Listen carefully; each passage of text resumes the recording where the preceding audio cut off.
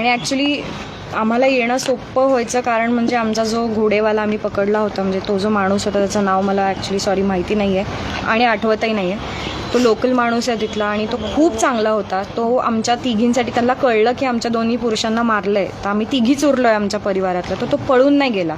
तो म्हटला की मॅडम हम आपको लेके जाएंगे क्योंकि आप हमारी सवारी हो. तो आम्हाला तिघींना घोड्यावर, माझी आई पडली, तिला लागलं, तिला उठता येत नव्हतं, त्या सगळ्या परिस्थितीत त्यांनी तिला उचललं, तिला घोड्यावर बसवलं.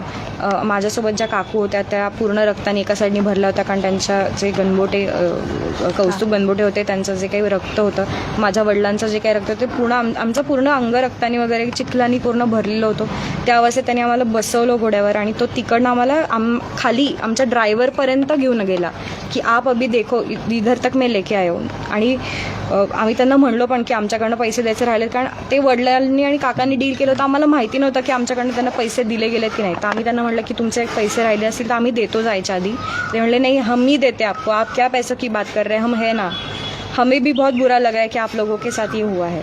सो तिथल्या लोकांना म्हणजे ते रडत होते. आमच्यासोबत जो ड्रायव्हर होता फर्स्ट डेपासून, तो मला म्हणजे जेव्हा आम्ही श्रीनगर एअरपोर्टला आलो, जिकडनं आम्ही रिटर्न येणार होतो पुण्याला, एक हॉल्ट फ्लाईट होती आणि तिथनं आम्ही रिटर्न येणार होतो, तो माणूस माझा हात पकडून डसाडसा रडत होता की सिस्टर ये क्या हो गया आपके साथ.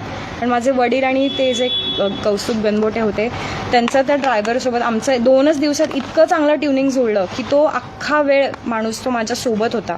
म्हणजे मी त्याला म्हणलं की आप मुझे हेल्प करो, आप किधर मत जाओ. तो गेला नाही, तो आजारी होता तरी तो अख्खा वेळ आमच्यासोबत होता, रात्र दिवस कुठेही. मी त्याला म्हटलं की अभी गाडी निकालो, तो गाडी काढत होता. मी त्याला म्हणलं अभी इधर से उधर जाओ, वो ये लेके आओ, वो लेके आओ. तर सगळं माझ्यासाठी तिथे उभं राहून करत होता. आज मी पुण्यात सकाळी माझ्या वडिलांना त्यांना सगळ्यांना घेऊन येईपर्यंत, माझी जेव्हा एअरपोर्टला आमची फ्लाईट लँड झाली तेव्हा मी फोन चालू केला तर पहिले मला त्याचे 5 मिस कॉल पडलेले दिसले.